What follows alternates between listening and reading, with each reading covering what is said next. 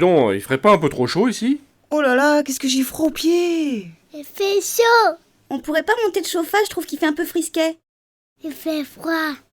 Ces petites phrases, on les a tous entendues ou même prononcées. Elles traduisent toutes une sensation d'inconfort à laquelle on a envie de mettre fin le plus rapidement possible. Et en général, le premier réflexe consiste à monter ou descendre le chauffage, ce qui malheureusement, vous l'avez sûrement constaté, ne résout pas tous les problèmes. Et oui, le chauffage, c'est un petit peu plus compliqué que cela.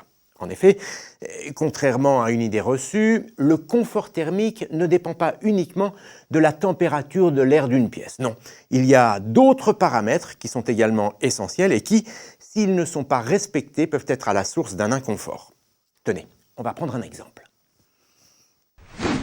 D'une manière générale, on considère que l'hiver, il faut une température de 19-20 degrés pour se sentir bien à l'intérieur d'une maison. Seulement attention, pour que ce soit vraiment confortable, il faut que cette température soit bien stable, autrement dit, qu'elle ne joue pas au yo-yo.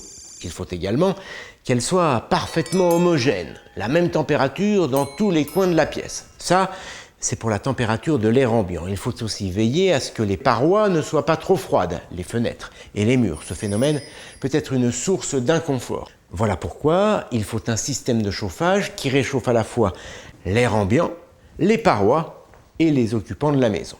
Ce n'est pas tout à fait terminé. Il faut aussi minimiser les mouvements d'air et veiller à la qualité de ce dernier. Pour que l'air soit agréable à respirer, on recommande un taux d'hygrométrie, c'est l'humidité relative de l'air, compris entre 40 et 60%. Comme pour la température, ce taux d'hygrométrie doit être homogène et bien réparti dans toute la pièce. Or, certains systèmes de chauffage peuvent justement déséquilibrer ce taux d'hygrométrie, rendant l'air plus sec à certains endroits et plus humide dans d'autres. C'est donc en jouant sur tous ces paramètres, la stabilité et l'homogénéité de la température, celle du taux d'hygrométrie et les mouvements d'air, que l'on peut atteindre un confort thermique satisfaisant. Alors bien sûr, les systèmes de chauffage sont des acteurs importants pour atteindre ce confort thermique, mais l'isolation du logement et la performance des fenêtres le sont tout autant.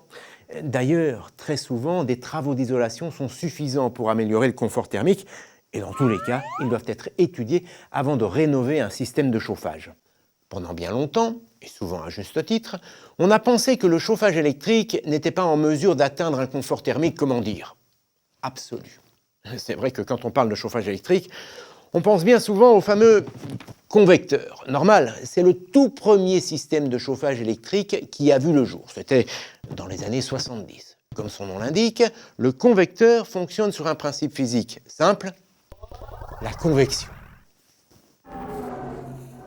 Un convecteur est équipé d'une résistance qui se trouve à l'intérieur d'un caisson métallique. Au contact de cette résistance, l'air se réchauffe. L'air chaud étant moins dense que l'air frais, il s'élève et s'échappe par le haut de l'appareil, tandis que l'air ambiant, plus frais, vient prendre sa place, etc., etc. Ça tourne en boucle, d'où le mouvement de convection. Alors ce système de chauffage est loin d'être parfait. En effet, d'une manière générale, l'air chaud ayant tendance à s'élever, il fait toujours plus chaud en haut qu'en bas de la pièce. Et avec les convecteurs, c'est encore plus flagrant. La température de la résistance grimpe jusqu'à 300 degrés Celsius. L'air chaud qui s'échappe de l'appareil atteint facilement 100 degrés Celsius et parfois plus. Résultat, la température de l'air à l'intérieur de la pièce est, comme vous le voyez, très stratifiée. Et pas la peine d'être un géant pour s'en apercevoir. Même chose avec l'humidité.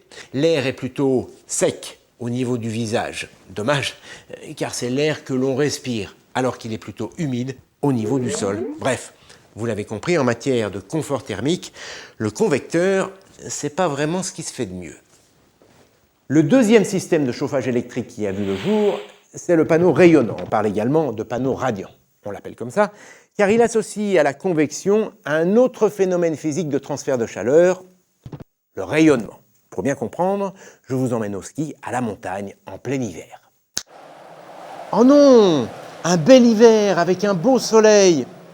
Voilà, nous y sommes. La température extérieure est de moins 5 degrés Celsius. Certes, c'est un peu frisqué et pourtant, avec ce beau soleil et malgré le froid, on n'a qu'une idée en tête, celle de retirer l'anorak et de se prélasser en t-shirt à une terrasse. Et tout ça alors qu'il fait moins 5 degrés Celsius. Comme quoi, la température de l'air n'est pas le seul critère du confort. En fait, c'est le soleil qui nous réchauffe directement par rayonnement.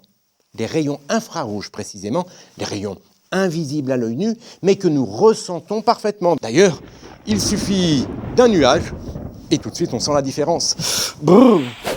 Le panneau rayonnant fonctionne sur le même principe. La résistance électrique placée à l'intérieur de l'appareil chauffe une grande plaque qui va rayonner à son tour. Les rayons infrarouges passent en fait à travers les petits trous de cette grille qui protège le dispositif. De cette manière, contrairement aux convecteurs qui ne réchauffent que l'air, les panneaux radiants, grâce à leur rayonnement, réchauffent aussi les surfaces, les parois et donc les corps qui se trouvent à l'intérieur de la pièce. Cependant, ils ont aussi leurs limites. Pour rayonner, les plaques doivent être très chaudes, environ 250 degrés Celsius. Résultat, le rayonnement produit souvent trop de chaleur. D'ailleurs, on le ressent parfaitement lorsqu'on se trouve à proximité du panneau, dans les premiers mètres. Et puis, la température très élevée du panneau provoque là aussi une convection encore très importante qui produit, comme pour les convecteurs, une stratification de la température et du taux d'hygrométrie.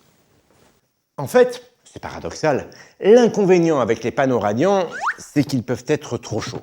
Heureusement, les ingénieurs ont trouvé la parade avec une nouvelle génération de radiateurs électriques, des radiateurs à chaleur douce, c'est-à-dire des radiateurs capables de rayonner à basse température.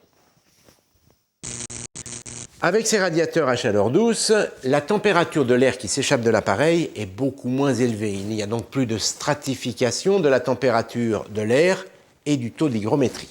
Et puis, avec ces radiateurs, la température de façade de l'appareil ne dépasse pas les 70 degrés Celsius. Le rayonnement qui est transmis est donc plus doux, moins chaud et moins agressif que celui transmis par un panneau rayonnant. Eh bien, c'est ça, ce que l'on appelle la chaleur douce. Autant dire qu'avec ces radiateurs à chaleur douce, on commence à s'approcher d'un confort thermique, disons, très satisfaisant. Enfin, il manque tout de même à la chaleur qu'il diffuse ce petit quelque chose qui permet d'éviter les variations de température. Eh bien, ce petit quelque chose, c'est ce qu'on appelle l'inertie. L'inertie, c'est la capacité qu'a un matériau d'emmagasiner la chaleur et de la restituer progressivement, sans à-coups.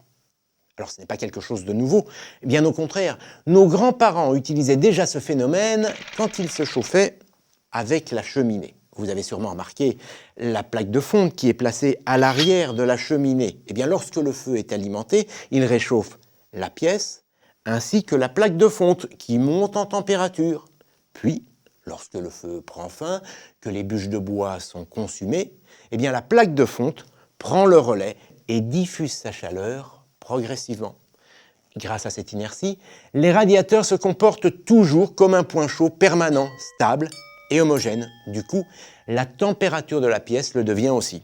Vous l'avez donc compris, c'est en utilisant les propriétés de la chaleur douce, c'est-à-dire un rayonnement à basse température et de l'inertie qui apporte une température stable et homogène dans la durée, que le confort thermique est le plus grand. Aujourd'hui, il existe différents systèmes de radiateurs chaleur douce à inertie. Il y a par exemple les radiateurs à fluide caloporteur. La résistance électrique est placée en bas de l'appareil et elle réchauffe un fluide qui se trouve à l'intérieur et qui ensuite va chauffer la façade en aluminium. Et c'est cette dernière qui se met ensuite à rayonner tout en douceur. Puis, lorsque le radiateur est en veille, eh bien, il n'y a pas de rupture. Grâce à l'inertie du fluide caloporteur, eh bien, le radiateur continue à diffuser doucement sa chaleur. Et puis, il y a des radiateurs qui utilisent un double corps de chauffe, c'est-à-dire deux systèmes de chauffage différents qui sont contrôlés électroniquement et peuvent fonctionner indépendamment. Le radiateur est équipé d'un film chauffant en façade et d'un corps de chauffe en fonte à l'arrière. Concrètement, ce film est parcouru par une résistance extrêmement fine. Ce film fonctionne sur le même principe qu'une vitre dégivrante de véhicule. Il est très réactif, autrement dit, il monte très rapidement en température. Il chauffe la façade qui ensuite rayonne tout en douceur. Alors en général, ce dispositif suffit durant les premières fraîcheurs de l'automne. Puis, quand l'hiver est bien là, eh bien, le corps de chauffe en fonte à l'arrière, vient en renfort et grâce à l'inertie de la fonte, eh bien, la température est toujours bien stable et homogène, même les jours les plus froids. Alors bien sûr, en fonction de la gamme, du fabricant et surtout des matériaux utilisés, ces radiateurs à chaleur douce et à inertie sont plus ou moins performants, mais tout de même, parmi tous les systèmes de chauffage électrique, eh bien, ce sont ces radiateurs qui apportent le plus grand confort thermique. Ils sont aussi performants, voire plus, que le chauffage central, en sachant qu'ils présentent un autre avantage par rapport au chauffage central. L'utilisateur peut choisir la température de chaque pièce en fonction de ses besoins. Alors je sais ce que vous allez me dire, et l'écologie dans tout ça? Eh bien en fait, comme dans bien des cas, c'est en fonction de la manière dont il est utilisé qu'un radiateur électrique se révèle écologique et économique. Et oui, désormais, les thermostats qui équipent ces radiateurs permettent de régler très précisément la température. Alors plus aucune excuse pour ne pas régler la température à 19 degrés plutôt qu'à 20, en sachant qu'1 degré en moins peut réduire la consommation énergétique de 7%. Et puis, il faut également savoir que les nouvelles fonctionnalités qui équipent ces appareils permettent elles aussi de réduire la consommation. Tenez, dès qu'on ouvre une fenêtre par exemple, pour aérer une pièce, ce qui, je vous le rappelle, est fortement recommandé, même en hiver, eh bien certains radiateurs détectent la chute de température et se mettent aussitôt à fonctionner au ralenti, ce qui évite de chauffer pour rien et de gaspiller. Et puis, certains radiateurs sont même équipés de détecteurs de présence. Grâce à ce dispositif, ils s'adaptent au rythme de la maison. Une pièce est occupée, il la chauffe en mode confort. En revanche, quand elle est inoccupée pendant un certain temps, ce que l'appareil détecte, eh bien, la température du radiateur baisse progressivement pour économiser de l'énergie. Autrement dit, vous l'aurez compris, le temps des bons vieux convecteurs qu'on appelait familièrement grille-pain est révolu. Avec les radiateurs chaleur douce à inertie, on a la bonne quantité de chaleur au bon endroit et au bon moment.